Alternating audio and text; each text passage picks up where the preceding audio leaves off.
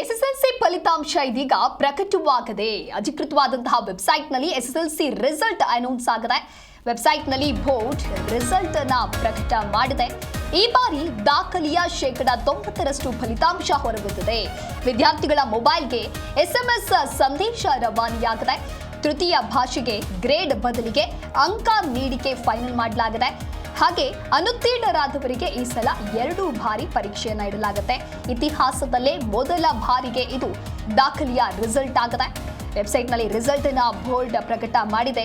SSLC ವಿದ್ಯಾರ್ಥಿ ಜೀವನದ ಅತ್ಯಂತ ಪ್ರಮುಖವಾಗಿರುವಂತಹ ಹಂತ ಘಟ್ಟ ಅಂತ ಹೇಳಲಾಗುತ್ತೆ. ಅದೇ ರೀತಿ 2025-26ನೇ ಸಾಲಿನ ಎಸ್ಎಸ್ಎಲ್ಸಿ ಪರೀಕ್ಷೆ ಫಲಿತಾಂಶ ಇದೀಗ ಪ್ರಕಟ ಆಗಿದೆ. ಇನ್ನು ಶಾಲಾ ಶಿಕ್ಷಣ ಮತ್ತು ಸಾಕ್ಷರತಾ ಇಲಾಖೆ ಮೊದಲೇ ನಿರ್ಧಾರವನ್ನ ಮಾಡಿದ್ದು. ಅದರಂತೆ ಮಧ್ಯಾಹ್ನ 12 ಗಂಟೆ ಅಂದರೆ ಈಗ ಫಲಿತಾಂಶ ಪ್ರಕಟವಾಗಿದೆ. ಸಾಕಷ್ಟು ಜನ ವಿದ್ಯಾರ್ಥಿಗಳು ಎಸ್ಎಸ್ಎಲ್ಸಿ ಪರೀಕ್ಷೆಯನ್ನ ಬರೆದಿದ್ರು. ಸಾಕಷ್ಟು ಶ್ರಮ ಪಟ್ಟು ಪರೀಕ್ಷೆಯನ್ನ ಬರೆದು ಆ ಫಲಿತಾಂಶಕ್ಕಾಗಿ ವೇಟ್ ಮಾಡ್ತಾ ಇದ್ರು. ಆ ಎಲ್ಲ ವಿದ್ಯಾರ್ಥಿಗಳಿಗೆ ಇದೀಗ ಸಿಹಿ ಸುದ್ದಿ, ರಿಸಲ್ಟ್ ಅನೌನ್ಸ್ ಆಗಿದೆ. ಅದರಲ್ಲೂ ಕೂಡ ಈ ಬಾರಿ ದಾಖಲೆಯ ರಿಸಲ್ಟ್ ಆಗಿದೆ, ಫಲಿತಾಂಶವಾಗಿದೆ. ವಿದ್ಯಾರ್ಥಿಗಳ ಮೊಬೈಲ್ಗೆ ನೋಟಿಫಿಕೇಶನ್ ಹೋಗಿದೆ. ಆ ಒಂದು ಲಿಂಕ್ ಅನ್ನ ಕ್ಲಿಕ್ ಮಾಡಿದಾಗ ನೇರವಾಗಿರುವಂತಹ ವೆಬ್ಸೈಟ್ ಏನಿದೆ ಅದರ ಮೂಲಕವಾಗಿ ವಿದ್ಯಾರ್ಥಿಗಳು ರಿಸಲ್ಟ್ ನೋಡಬಹುದಾಗಿದೆ. ತೀವ್ರ ಚರ್ಚೆಗೆ ಗ್ರಾಸವಾಗಿದ್ದಂಥ ಎಸ್ಎಸ್ಎಲ್ಸಿ ತೃತೀಯ ಭಾಷೆಗೆ ಹೈಕೋರ್ಟ್ ಆದೇಶದಂತೆ ಗ್ರೇಡ್ ಅನ್ನ ನೀಡಬೇಕಾ, ಅಂಕಗಳನ್ನ ನೀಡಬೇಕಾ, ಯಾವ ರೀತಿಯಾಗಿ ಈ ರೀತಿಯಾದಂಥ ಒಂದು ನಿರ್ಧಾರವನ್ನು ನೀವು ತೆಗೆದುಕೊಂಡಿದ್ರಿ ಅಂತ ಹೇಳಿ ದೊಡ್ಡ ಮಟ್ಟದ ಚರ್ಚೆಗೂ ಕೂಡ ಕಾರಣವಾಗಿತ್ತು. ಆದರೆ ಈಗ ಆ ಆದೇಶದಂತೆ ಗ್ರೇಡ್ ಬದಲಿಗೆ ಅಂಕಗಳನ್ನೇ ಪರಿಗಣಿಸಿ ಫಲಿತಾಂಶವನ್ನ ಪ್ರಕಟಿಸೋದಾಗಿ ಶಾಲಾ ಶಿಕ್ಷಣ ಮತ್ತು ಸಾಕ್ಷರತಾ ಸಚಿವ ಮಧು ಬಂಗಾರಪ್ಪ ಸ್ಪಷ್ಟನೆಯನ್ನ ನೀಡಿದ್ರು. ಅದೇ ರೀತಿ ಸದ್ಯ ಈಗ ಗ್ರೇಡ್ನ ಬದಲಾಗಿ ಅಂಕಗಳನ್ನ ನೀಡಲಾಗಿದೆ. 2025-26ನೇ ಸಾಲಿನ ಎಸ್ಎಸ್ಎಲ್ಸಿ ಪರೀಕ್ಷೆಯ ತೃತೀಯ ಭಾಷೆಗೆ ಅಂಕಗಳ ಬದಲು ಗ್ರೇಡ್ ಮಾತ್ರ ನೀಡುವ ಪರಿಷ್ಕೃತ ಮೌಲ್ಯಮಾಪನ ಪದ್ಧತಿ ಬಳಸದಂತೆ ಹೈಕೋರ್ಟ್ ಆದೇಶವನ್ನ ನೀಡಿತು. ಪರೀಕ್ಷೆ ನಡೆದ ನಂತರದಲ್ಲಿ ಹೊಸ ಪದ್ಧತಿ ಜಾರಿಗೆ ತರಲಾಗ್ತಾ ಇದೆ. ಅಲ್ಲದೆ ಈ ಕುರಿತು ಅಧಿಸೂಚನೆಯೂ ಕೂಡ ಹೊರಡಿಸಿಲ್ಲ ಅಂತ ಹೇಳಿ ನ್ಯಾಯಾಲಯ ಹೇಳಿತು. ಈ ಹಿನ್ನೆಲೆಯಲ್ಲಿ ಪ್ರಸಕ್ತ ಸಾಲಿನಲ್ಲಿ ಅಂಕಗಳನ್ನ ನೀಡೋದಕ್ಕೆ ಸದ್ಯ ತೀರ್ಮಾನವನ್ನ ಮಾಡಲಾಗಿತ್ತು. ಇನ್ನು ನ್ಯಾಯಾಲಯ ಆದೇಶ ಮತ್ತು ಇಲಾಖೆಯ ನಿರ್ಧಾರದ ಕುರಿತಂತೆ ಮಧು ಬಂಗಾರಪ್ಪ ಅವರು ಮುಖ್ಯಮಂತ್ರಿ ಸಿದ್ದರಾಮಯ್ಯ ಅವರನ್ನ ಭೇಟಿ ಮಾಡಿ ಚರ್ಚೆಯನ್ನ ಕೂಡ ನಡೆಸಿದ್ರು. ಈ ವೇಳೆ ಅಡ್ವೊಕೇಟ್ ಜನರಲ್ ಶಶಿಕಿರಣ್ ಶೆಟ್ಟಿ ಹಾಗೆ ಇಲಾಖೆಯ ಅಧಿಕಾರಿಗಳು ಕೂಡ ಹಾಜರಿದ್ರು. ಈ ಸಂದರ್ಭದಲ್ಲಿ ನ್ಯಾಯಾಲಯ ತೀರ್ಮಾನ ಪಾಲನೆಗೆ ತೀರ್ಮಾನಿಸಲಾಗಿದೆ ಅನ್ನೋದು ತಿಳಿದು ಬಂದಿದೆ. ಹಾಗಾಗಿ ಸದ್ಯ ಇದರಲ್ಲಿ ಯಾವ ರೀತಿಯಾದಂತಹ ಬದಲಾವಣೆ ಅನ್ನೋದನ್ನು ಕೂಡ ತಿಳಿಸಲಾಗಿದೆ. ವೆಬ್ಸೈಟ್ನಲ್ಲಿ ರಿಸಲ್ಟ್ ಅನ್ನ ಪ್ರಕಟಿಸದೆ ಬೋರ್ಡ್ ಈ ಬಾರಿ ಅದರಲ್ಲೂ ದಾಖಲೆಯ 90% ಫಲಿತಾಂಶ ಆಗಿದೆ. ಅನುತ್ತೀರ್ಣರಾದವರಿಗೆ ಈ ಬಾರಿ 2 ಟೈಮ್ಸ್ ಎಕ್ಸಾಮ್ ಬರೆಯುವಂತಹ ಒಂದು ಅವಕಾಶ ಇರುತ್ತೆ. ಇತಿಹಾಸದಲ್ಲೇ ಮೊದಲ ಬಾರಿಗೆ ದಾಖಲೆಯ ರಿಸಲ್ಟ್ ಇದು. ಏನು ಎಸ್ಎಸ್ಎಲ್ಸಿ ಪರೀಕ್ಷೆಗಾಗಿ ಸಾಕಷ್ಟು ಜನ ವಿದ್ಯಾರ್ಥಿಗಳು ಕಷ್ಟಪಟ್ಟು ಓದಿರ್ತಾರೆ. ಹೈಯರ್ ಸ್ಟಡೀಸ್ನ ಮೂಲಕವಾಗಿ ಯಾವುದಾದ್ರೂ ಕ್ಷೇತ್ರದಲ್ಲಿ ಒಳ್ಳೆಯ ಸಾಧನೆಯನ್ನು ಮಾಡಬೇಕು ಅಥವಾ ಒಳ್ಳೆಯ ಹುದ್ದೆಗೆ ನಾವು ಏರಬೇಕು, ಇನ್ನು ಗೌರ್ಮೆಂಟ್ ಎಕ್ಸಾಮ್ಸ್ಗಳಲ್ಲಿ ನಾವು ಪಾಸ್ ಆಗಬೇಕು ಅನ್ನುವಂಥ ಸಾಕಷ್ಟು ಕನಸಿನೊಂದಿಗೆ ಹಲವಾರು ವಿದ್ಯಾರ್ಥಿಗಳು ಓದ್ತಾ ಇದ್ರು. ಆ ನಿಟ್ಟಿನಲ್ಲಿ ಪರೀಕ್ಷೆಯೂ ಬರೆದಾಯಿತು. ಈಗ ರಿಸಲ್ಟಿನ ಸಮಯ ಆಗಿರೋದ್ರಿಂದ ಆ ಎಸ್ಎಸ್ಎಲ್ಸಿ ಫಲಿತಾಂಶವೂ ಕೂಡ ಹೊರಬಿದ್ದಿದೆ. ಸಾಕಷ್ಟು ವಿದ್ಯಾರ್ಥಿಗಳು ಬಹಳ ಎಕ್ಸೈಟ್ನಿಂದ ಕಾದಿದ್ದಂತಹ ಕ್ಷಣ ಕೊನೆಗೂ ಕೂಡ ಹೊರಬಿದ್ದಿದೆ. ವಿದ್ಯಾರ್ಥಿಗಳ ಮೊಬೈಲ್ಗೆ ಇದೀಗ SMS ಕೂಡ ರವಾನೆ ಆಗಿದೆ. ಹಾಗೆ ಅನುತ್ತೀರ್ಣರಾದವರಿಗೆ ಈ ಸಲ 2 ಬಾರಿ ಪರೀಕ್ಷೆ ಬರೆಯುವಂಥ ಅವಕಾಶ ಇದೆ. ಅನುತ್ತೀರ್ಣರಾಗಿದ್ದೀವಿ ಅಂತ ಹೇಳಿ ಬೇಜಾರಾಗುವಂಥದ್ದು ಇಲ್ಲ. ಅವರಿಗೂ ಕೂಡ ಮತ್ತೆ ಎಕ್ಸಾಮ್ ಬರೆದು ಅವರು ಪಾಸ್ ಆಗುವಂತಹ ಎಲ್ಲ ವ್ಯವಸ್ಥೆಯನ್ನು ಕೂಡ ಮಾಡಲಾಗಿದೆ. ಅದರಲ್ಲೂ 2 ಟೈಮ್ಸ್ ಈ ಬಾರಿ ಅವಕಾಶವನ್ನ ಮಾಡಿಕೊಡಲಾಗಿದೆ. ಹಾಗಾಗಿ ಯಾವುದೇ ವಿದ್ಯಾರ್ಥಿಗಳು ಕೂಡ ಭಯ ಬೀಳೋದು ಬೇಡ, ಆತಂಕಕ್ಕೆ ಒಳಗಾಗೋದು ಬೇಡ. ಪಾಸ್ ಆಗಲಿಲ್ಲ ಅಂತ ಹೇಳಿದ್ರೆ ಮತ್ತೆ ಎಕ್ಸಾಮ್ ಬರೆದು ಪಾಸ್ ಆಗಬಹುದು. ಈ ರೀತಿಯಾಗಿ ಸದ್ಯ ಈಗ ತೀರ್ಮಾನವನ್ನ ಮಾಡಲಾಗಿದ್ದು ಅದಕ್ಕೆ ಸಂಬಂಧಪಟ್ಟಂತಹ ವ್ಯವಸ್ಥೆಯೂ ಕೂಡ ಆಗದೆ ಸೂಚನೆಯನ್ನ ನೀಡಲಾಗಿದೆ. ಇನ್ನೊಂದು ಕಡೆ ತೃತೀಯ ಭಾಷೆಗೆ ಗ್ರೇಡ್ ಬದಲು ಇದೀಗ ಅಂಕವನ್ನ ನೀಡಿಕೆ ಮಾಡಲಾಗಿದೆ. ಇತಿಹಾಸದಲ್ಲಿ ಮೊದಲ ಬಾರಿಗೆ ದಾಖಲೆಯ ರಿಸಲ್ಟ್ ಇದಾಗಿದೆ. ಫಲಿತಾಂಶ ಇದೀಗ ಪ್ರಕಟವಾಗಿದ್ದು ವಿದ್ಯಾರ್ಥಿಗಳು ವೆಬ್ಸೈಟ್ ಮುಖಾಂತರವಾಗಿ ಫಲಿತಾಂಶವನ್ನ ವೀಕ್ಷಣೆ ಮಾಡಬಹುದು. 10ನೇ ತರಗತಿಯ ಫಲಿತಾಂಶಕ್ಕಾಗಿ ಕಾಯ್ತಾ ಇದ್ದಂತಹ ಲಕ್ಷಾಂತರ ವಿದ್ಯಾರ್ಥಿಗಳಿಗೆ ಇದೀಗ ಫಲಿತಾಂಶ ಹೊರಬಿದ್ದಿದೆ. 2026ರ ಎಸ್ಎಸ್ಎಲ್ಸಿ ಪರೀಕ್ಷೆಗಳು ಮಾರ್ಚ್ 18ರಿಂದ ಏಪ್ರಿಲ್ 2ರವರೆಗೆ ನಡೆದಿದ್ದು ಇದೀಗ ಫಲಿತಾಂಶ ಪ್ರಕಟಣೆ ಆಗಿದೆ. ಕರ್ನಾಟಕ ಶಾಲಾ ಪರೀಕ್ಷೆ ಮತ್ತು ಮೌಲ್ಯಮಾಪನ ಮಂಡಳಿಯ KSEAB 10ನೇ ತರಗತಿ ಬೋರ್ಡ್ ಪರೀಕ್ಷೆ 2026 ಈ ಒಂದು ಫಲಿತಾಂಶವೂ ಕೂಡ ಹೊರಬಿದ್ದಿದೆ. ರಾಜ್ಯದಲ್ಲಿ ಸುಮಾರು 9 ಲಕ್ಷಕ್ಕೂ ಹೆಚ್ಚು ವಿದ್ಯಾರ್ಥಿಗಳು ಪರೀಕ್ಷೆಯನ್ನು ಬರೆದಿದ್ರು. ಈ ಕುರಿತಂತೆ ಇದೀಗ ಮಧು ಬಂಗಾರಪ್ಪ ಸುದ್ದಿಗೋಷ್ಠಿಯನ್ನ ನಡೆಸ್ತಾ ಇದ್ದಾರೆ. ಬನ್ನಿ ನೋಡೋಣ. ಮಕ್ಕಳಿಗೆ ವಿಶೇಷವಾಗಿ ಅಭಿನಂದನೆಯನ್ನು ಮತ್ತು ಅವರಿಗೆ ಕಂಗ್ರ್ಯಾಟ್ಸ್ ಹೇಳಲಿಕ್ಕೆ ಇಷ್ಟಪಡ್ತೀನಿ. ಪೇರೆಂಟ್ಸಿಗೂ ಕೂಡ, ಯಾಕಂದರೆ ಈ ಸತಿ ಪೇರೆಂಟ್ಸು ಕೂಡ ನಮಗೆ ಸಹಕಾರ ಮಾಡಿದರು. For the first time parents teachers meeting ಎಲ್ಲ ಮಾಡಿದ್ರು. ಅದಕ್ಕೆ ನಮ್ಮ ಸರ್ಕಾರದ ವತಿಯಿಂದ ಅವರಿಗೆಲ್ಲರಿಗೂ ಕೂಡ ಧನ್ಯವಾದಗಳನ್ನು, ಮತ್ತು ಎಲ್ಲ ನಮ್ಮ ಜೊತೆ ಇರ್ತಕ್ಕಂಥ ಎಲ್ಲ ಸೀನಿಯರ್ ಆಫೀಸರ್ಸ್ ಇರ್ಬೋದು, ಮತ್ತು ಎಲ್ಲ DDPI, BO, teachers, CRP, BRP ಅವರಿಗೂ ಕೂಡ ನಾನು ಧನ್ಯವಾದಗಳನ್ನು. ಬಿಕಾಸ್ ನಾವೇನು ಹೇಳಿದ್ವಿ ಒಂದನ್ನು ಕೂಡ ನಾವು 100 ಪಾಯಿಂಟ್ ಏನು ಹಾಕಿದ್ವಿ ಆ 100 ಪಾಯಿಂಟಿಗೂ ಕೂಡ ಅವರು ವಿಚಾರಗಳನ್ನು ನಮಗೆ ಸಹಕಾರವನ್ನು ಮಾಡಿದ್ದಾರೆ. ಅದಕ್ಕೆ ಅವರಿಗೂ ಕೂಡ ಧನ್ಯವಾದಗಳನ್ನು. ಮತ್ತು ಈಗ ಮಕ್ಕಳಿಗೆ 11:50ಕ್ಕೆ ಎಲ್ಲ ಮಕ್ಕಳಿಗೂ ಕೂಡ ಡೈರೆಕ್ಟಾಗಿ SMS ಮೂಲಕ, ವಾಟ್ಸಪ್ ಮೂಲಕ ಅವರಿಗೆ ರಿಸಲ್ಟನ್ನು ಈಗಾಗಲೇ ಕಳಿಸಲಾಗಿದೆ. ಅವ್ರಿಗೆ ಹೋಗಿ ನಾವು ಇಲ್ಲಿ ಬರೋಕ್ಕಿಂತ ಮುಂಚೆ ಅದು ಕನ್ಫರ್ಮೇಷನ್ ಮಾಡ್ಕೊಂಡು ಬಂದೆ. ಮತ್ತು ಫಾರ್ ದ ಫಸ್ಟ್ ಟೈಮ್ ಮತ್ತೆ ಹೊಸತಿ PUCಯಲ್ಲಿ ಡಿಜಿಲಾಕರ್ಗೆ ಅವರಿಗೆ ಮಾರ್ಕ್ಸ್ ಕಾರ್ಡು ಇದೆಲ್ಲದೂ ಕೂಡ ಬರಲಿಕ್ಕೂ ಕೂಡ ನಾವು ಅವಕಾಶವನ್ನು ಫಾರ್ ದ ಫಸ್ಟ್ ಟೈಮ್ ಮಾಡಿಕೊಂಡಿದ್ವಿ. ಈ ಸತಿ 7,75,000 ಮಕ್ಕಳು 7,75,999 ಮಕ್ಕಳು ಅಪಿಯರ್ ಆಗಿದ್ದರು. ಅದರೊಳಗೆ 5,790 ಮಕ್ಕಳು ಆಬ್ಸೆಂಟ್ ಆದರು. 99.2% ಎಕ್ಸಾಮಿನೇಷನ್ನ ತಗೊಂಡಿದ್ದಾರೆ ಈ ವರ್ಷ.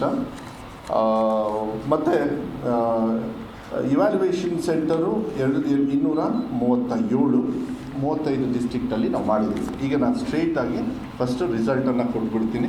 ದಯವಿಟ್ಟು ಎಲ್ಲರಿಗೂ ಕೊಡಿಯಪ್ಪ. ಈ ಸತಿ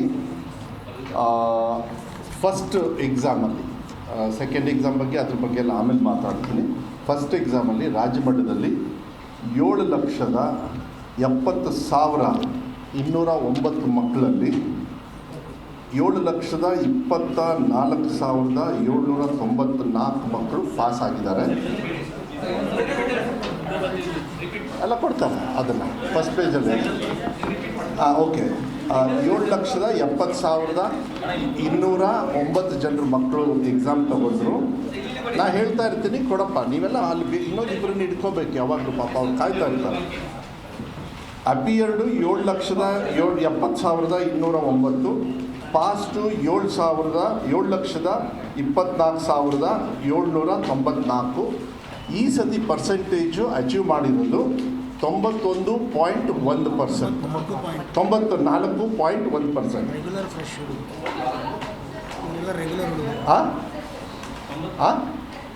ಪ್ರೆಸ್ ನೋಟು ಕೊಡ್ರಿ. ಇಲ್ಲ ಇದಕ್ಕೆ ಕೊಡಿ, ಯಾಕೆ ಬೇಗ ಬೇಗ ಕೊಡಿ. No, you should have 4 people. Soft ಕಾಪಿನೂ ಕೊಡಿ ಮತ್ತು ಪ್ರಿಂಟೆಡ್ ಕೊಡಿ, ಫೈಲಲ್ಲಿ ಕೊಡಿ ಅವರಿಗೆ. ನಾನು ಕೊಡಿಸ್ತೀನಿ, ರೀಚ್ ಮಾಡಿಸ್ತೀನಿ. ನಾನು ಹೇಳ್ತಾ ಹೋಗಿ 94.10% ಈ ಸತಿ ದಾಖಲೆ ರೀತಿಯಲ್ಲಿ ಇವತ್ತು ರಿಸಲ್ಟನ್ನು ಕೊಟ್ಟಿದ್ದಾರೆ. ಕೊಡಿಯಪ್ಪ. ಏನಾದ್ರು ಶಾರ್ಟೇಜ್ ಇದ್ದರೆ ಇನ್ನೊಂದು ಸ್ವಲ್ಪ ಮಾಡಿಸಿ ಅವ್ರು ಪಕ್ಕ ಶೇರ್ ಮಾಡ್ತಾರೆ. ಓಕೆ, 1 ನಿಮಿಷ ನಾನು ನಿಲ್ಲಿಸ್ತೀನಿ ಬೇಕಾರೆ. ಕೊಟ್ಬಿಡಿ ಎಲ್ಲ. ಶಮತ್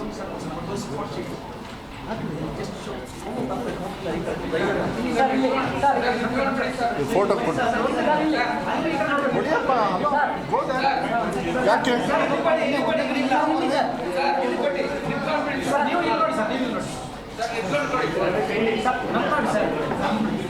ಅಯ್ಯೋ ಯಾರನ್ನಪ್ಪ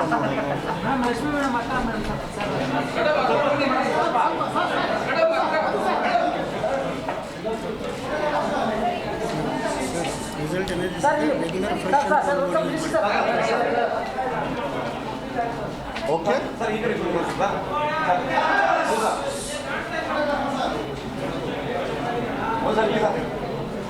ಓಕೆನಾ?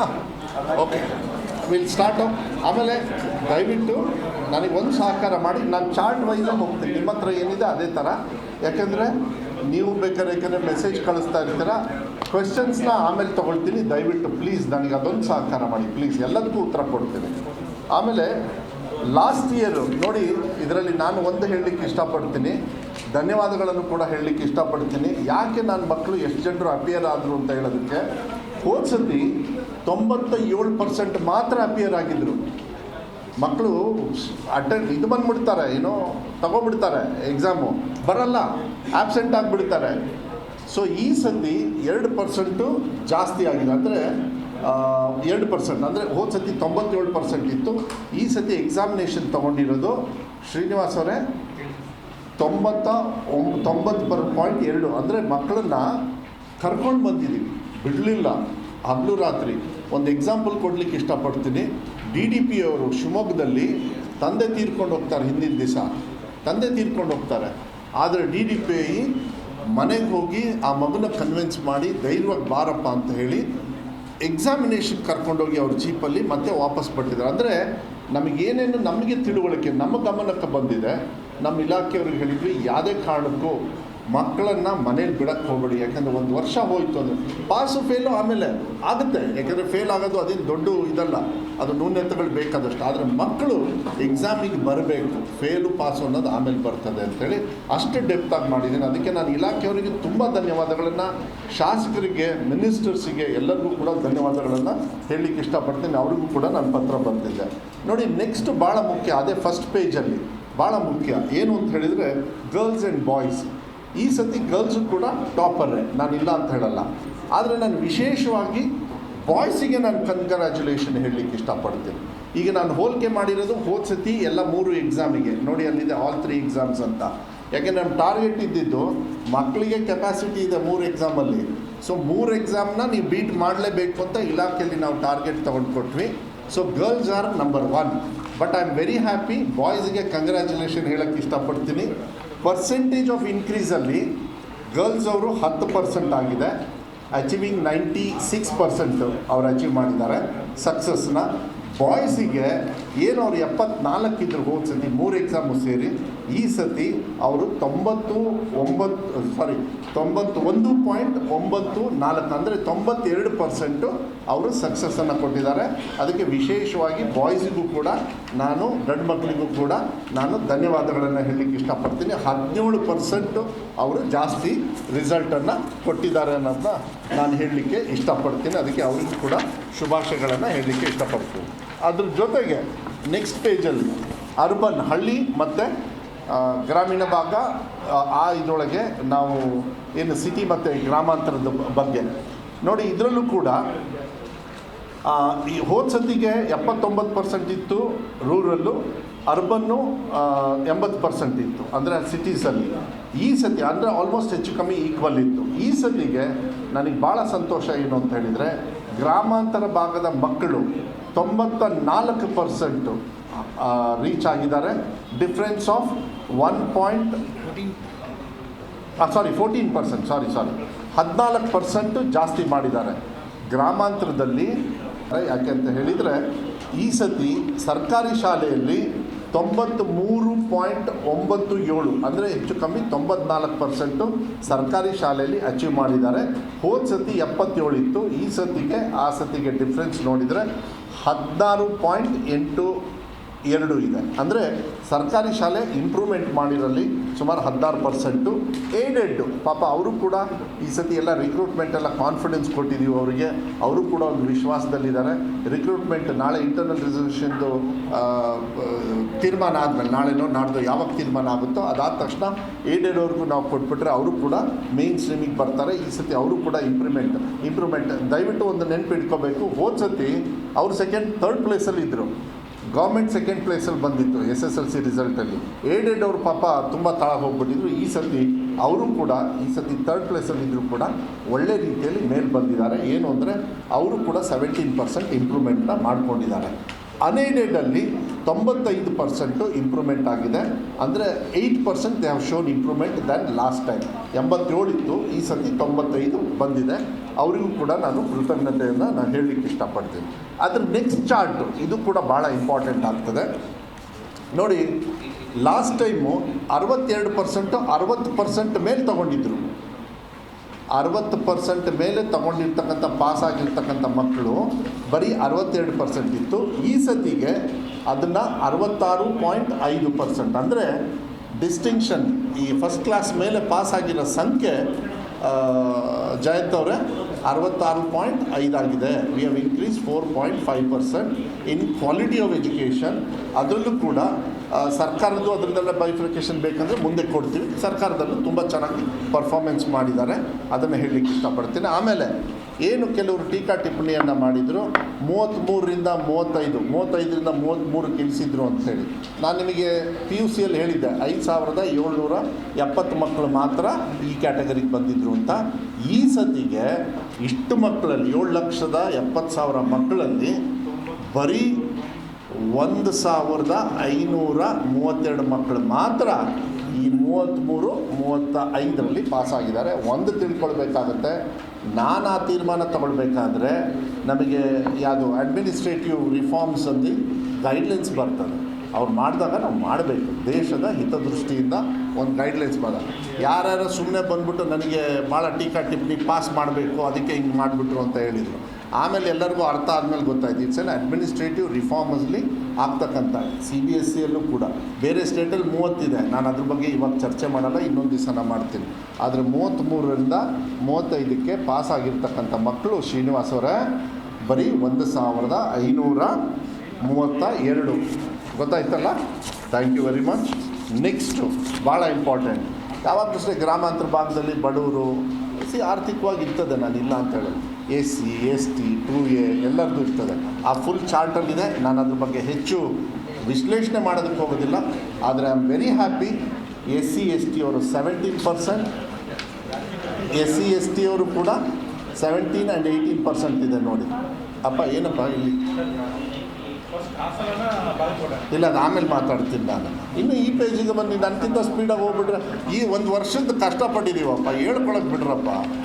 ನೀವು ಬರೀ ಬೈದು ಹಾಕಿದ್ದೀರ ನಮಗೆ. ಅಟ್ಲೀಸ್ಟ್ ಈಗ ಒಳ್ಳೆ ಕೆಲಸ ಮಾಡಿದ್ದಕ್ಕೆ ಊರು ಸ್ವಲ್ಪ ಕೇಳಿ ಪ್ಲೀಸ್. ಓಕೆ ಅಲ್ಲ, SC ST ಅವರು ಭಾಳ ಕಷ್ಟಪಟ್ಟು 17% ಮತ್ತು 18% ಅವರು ಹೋದ ವರ್ಷಕ್ಕಿಂತ ಇನ್ಕ್ರೀಸ್ ಮಾಡಿದ್ದಾರೆ. ಅದೇ ರೀತಿ 2A 2B ಅದೆಲ್ಲ ಇದೆ, ನಾನು ಅದನ್ನ ವಿಶ್ಲೇಷಣೆ ಮಾಡೋದಕ್ಕೆ ಹೋಗೋದಿಲ್ಲ. ಮತ್ತು ಭಾಳ ಸಂತೋಷ ಏನು ಅಂತ ಹೇಳಿದರೆ ನೋಡಿ, ಹೋದ ಸತಿ 766 ಶಾಲೆಗಳು 100ಗೆ 100 ತೊಗೊಂಡಿದ್ವಿ, ಹೌದಾ? ಈ ಸತಿ ಪಾಸ್ 100% ಪಾಸು. ಸರ್ಕಾರಿ ಶಾಲೆಯಲ್ಲಿ ಗೌರ್ಮೆಂಟಲ್ಲಿ 2,393 ಪಾಸಾಗಿದ್ದಾರೆ. ಏಡೆಡಲ್ಲೂ ಕೊಟ್ಟಿದ್ದೀವಿ, ಎಲ್ಲ ಕೊಟ್ಟಿದ್ದೀವಿ. ಸೊ ಈ ಸತಿ ಹೋದ ಸತಿ 2,283 ಶಾಲೆಗಳು, ಎಲ್ಲ 3 ಕ್ಯಾಟಗರಿ, ಏಡೆಡ್ಡು, ಸರ್ಕಾರಿ ಮತ್ತು ಪ್ರೈವೇಟ್ ಅವ್ರು ಸೇರಿ. ಆದರೆ ಈ ಸತಿ 6,176. ಆದರೆ ಭಾಳ ಸಂತೋಷ ಏನು ಗೊತ್ತಾ, more than 50% of government schools have secured more than 100% result. ಅವರೆಲ್ಲರೂ ಕೂಡ ನಾಳೆ ಪೋಸ್ಟನ್ನು ಹಾಕಿ ಅವರ ಎದುರುಗಡೆಗೆ admission open, please come to my school ಅಂತ ಹಾಕ್ತಾರೆ. ಈಗ ನಾಳೆಯಿಂದ ಅವರಿಗೆ ನಾವು ಆಗಲೇ ಸಂದೇಶವನ್ನು ಕೂಡ ಕೊಡ್ತಾ ಇದ್ದೀವಿ.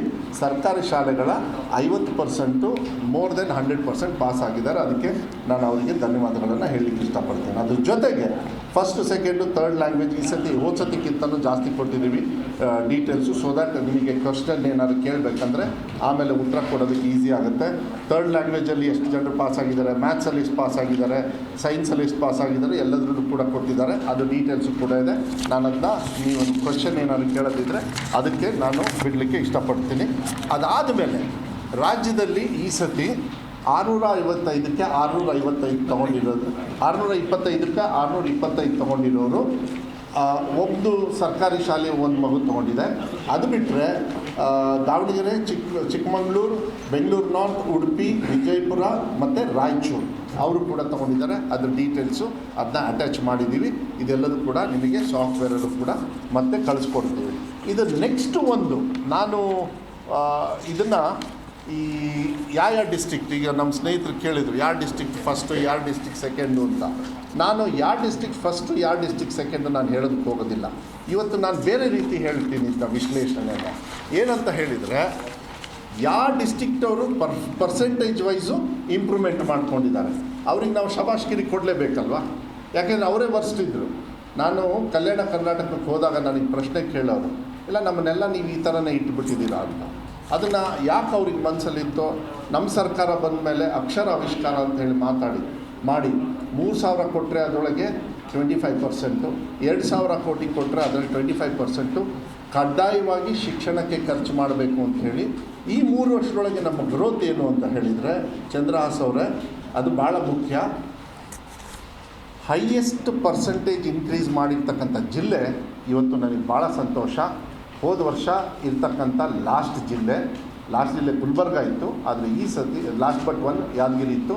ಈ ಸತಿ 29.81% ಯಾದಗಿರಿ ಸಾಧನೆ ಮಾಡಿ ಈ ಪರ್ಸೆಂಟೇಜಲ್ಲಿ ಸಾಧಕರಾಗಿ ಟಾಪಲ್ಲಿದ್ದಾರೆ. ಗುಲ್ಬರ್ಗ 28% ಇಂಪ್ರೂವ್ ಮಾಡಿದ್ದಾರೆ. ಚಿತ್ರದುರ್ಗ 21%. ಇದು ಕೊಟ್ಟಿದ್ದೀರಾ ಈ ಶೀಟು ಇದೆಯಲ್ಲ. ಸೊ ನೀವು ದಯವಿಟ್ಟು ನಾನು ಮಾಧ್ಯಮದವರಿಗೆ ಮನವಿಯನ್ನು ಮಾಡಲಿಕ್ಕೆ ಇಷ್ಟಪಡ್ತೀನಿ. ಉಡುಪಿ ಮಂಗಳೂರೇ ಫಸ್ಟು ಬೇಡ, ಪರವಾಗಿಲ್ಲ, ಅವರು ಫಸ್ಟೇ ರ್ಯಾಂಕಲ್ಲಿ ಫಸ್ಟು. ಅವ್ರು ನೋಡಿ 3.99, ಯಾಕೆಂದರೆ ಅವ್ರು ಹೋದ ಸತಿನೇ 94% ಅಚೀವ್ ಮಾಡಿಬಿಟ್ಟಿದ್ರು, ಸ್ಯಾಚುರೇಟ್ ಆಗಿಬಿಟ್ಟಿತ್ತು.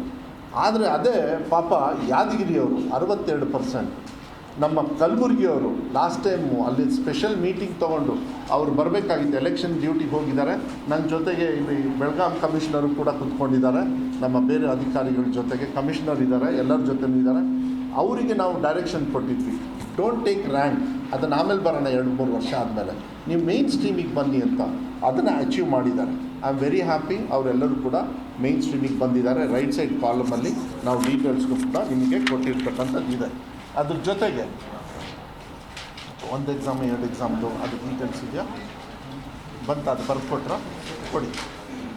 ಹಾಂ, ಈಗ ನೆಕ್ಸ್ಟು ನೋಡಿ, ಇದು ಲಾಸ್ಟ್ ಟೈಮು ಕೂಡ ನಾವು ಹೆಂಗೆ ನಮ್ಮ ಡಿಪಾರ್ಟ್ಮೆಂಟಲ್ಲಿ ನಮ್ಮ ಟೀಚಿಂಗು ಸಬ್ಜೆಕ್ಟ್ ವೈಸು ಅವ್ರಿಗೆ ಯಾವ ರೀತಿ ನೀವು ನೋಡಿ ನಿಮ್ಮ ಜವಾಬ್ದಾರಿ, ನೀವು ಯಾಕೆ ಹಿಂದೆ ಇದ್ದೀರಾ. ನಾನು ನಮ್ಮ ACS ಅವರಿಗೆ, ಪ್ರಿನ್ಸಿಪಲ್ ಸೆಕ್ರೆಟರಿ ಅವರಿಗೆ, ಕಮಿಷನರಿಗೆ ಮಾತಾಡಬೇಕಾದ್ರೆ ಇಡೀ ರಾಜ್ಯದಲ್ಲಿ 42,000 46,000 ಶಾಲೆದು ಕಷ್ಟ ಆಗುತ್ತೆ. But I talk to them in a different language. ಅದು ಲಾಸ್ಟ್ ಟೈಮು ಕೂಡ ನಾನು ನಿಮಗೆ ಹೇಳಿದ್ದೆ. ನೋಡಿ, ಒಂದು ಸಬ್ಜೆಕ್ಟಲ್ಲಿ 2,000